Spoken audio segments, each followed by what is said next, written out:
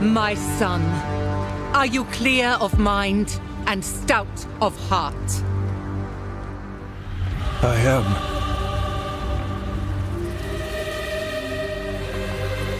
Are you ready to sacrifice?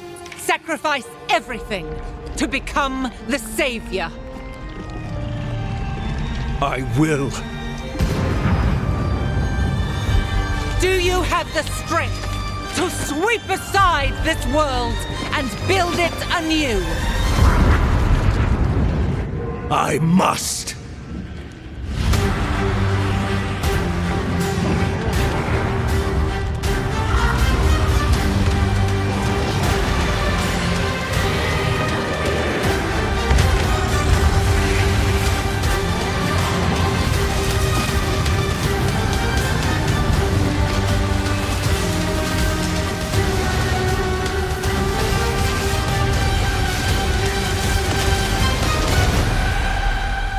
Now, are you ready to fulfill your destiny?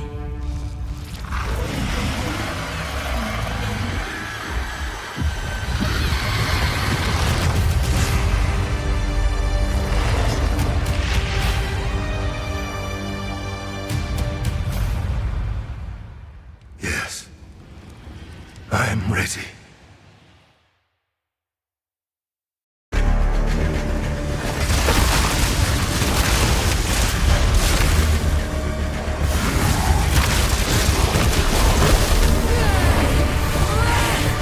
I'm certainly not supposed to be here. How exciting.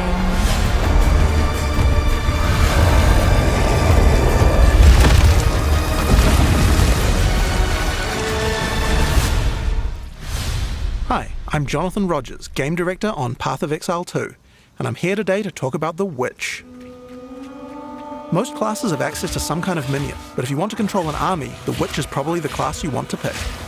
In POE2, most minions don't require summoning manually.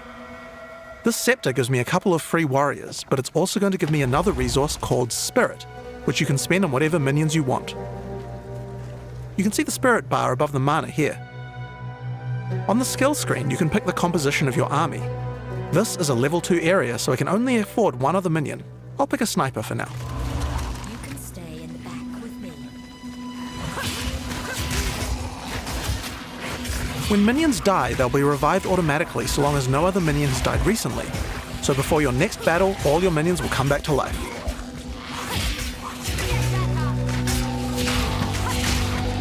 You can also order your minions around with a dedicated button. Tell them to move to a specific location, attack a specific enemy, or even open a chest or door for you. Open that. We also have temporary minions. This spell is called Unearth. If it kills a monster, or if it hits the corpse of a monster, it creates these bone constructs. They can't take many hits and have a limited lifetime, but you can build up a real army with these.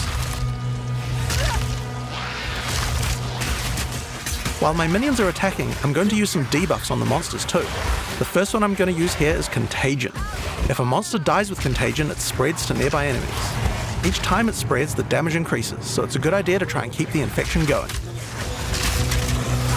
If any corpses are infected when you summon a minion from them, the minion will be infected as well. Each time they hit an enemy, they'll continue infecting them. It's nice to have an army of infected scorpions on your side. I also have another chaos debuff called Essence Drain. This one does even more single target degen. If the monster is infected with Contagion at the same time, then the Essence Drain will spread as well. This can turn into a real plague of destruction. Another minion type I can summon are zombies, but they require a corpse. They don't come back to life if they die, but they're fairly tough and can bolster your minion numbers. Many minions also have command skills. I can order my sniper to deploy a gas arrow on the battlefield to get some damage over time.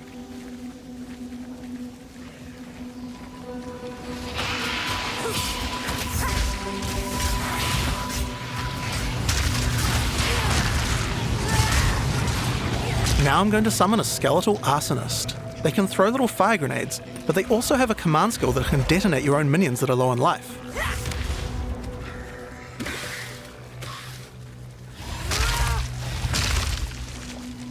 When you see the red indicator, use the skill and the minion will go boom.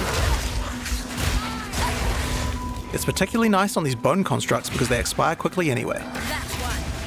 So, let's take all these tools we've found and fight the boss of this area, the Carrion Crone.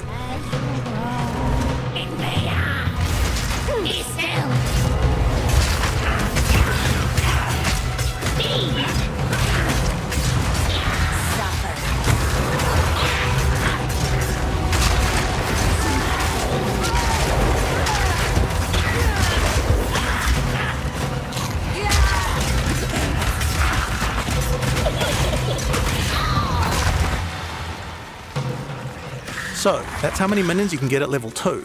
But let's see what minion gameplay looks like at a higher level. This is a level 30 area. I want to try a different group of minions.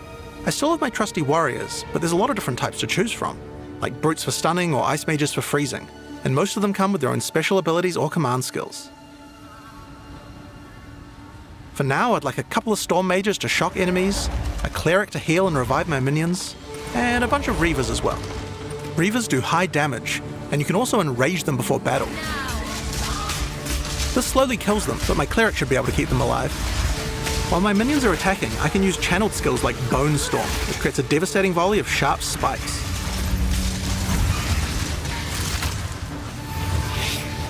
The Storm Mage has a useful ability if lots of your minions die.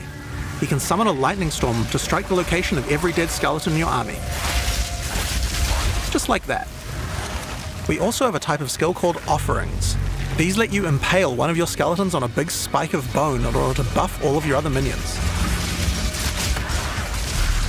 The one I've just used here is called Pain Offering. It makes all of my other minions faster and deal more damage. After the battle, we have some extra corpses. We don't want those to go to waste. Profane Ritual consumes a corpse to create a power charge, which can power up some of my other spells. If I use them to summon zombies, I can create super zombies, which are more powerful. You also don't need a corpse to summon them.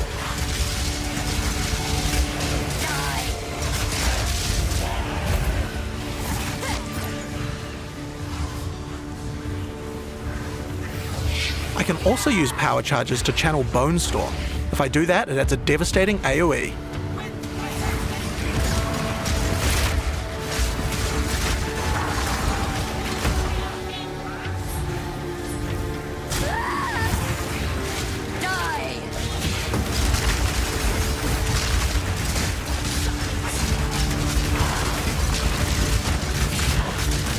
In POE2, even non-boss monsters can be pretty devastating, like this Faradin Impaler.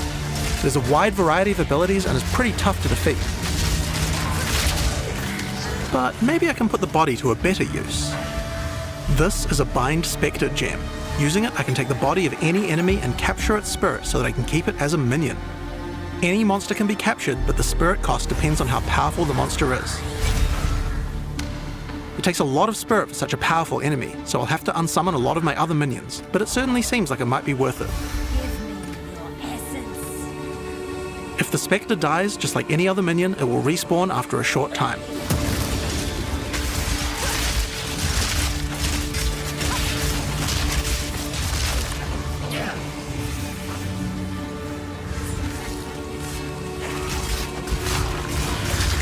So, I think it's time to fight the boss of this area, Tor Gull the Defiler.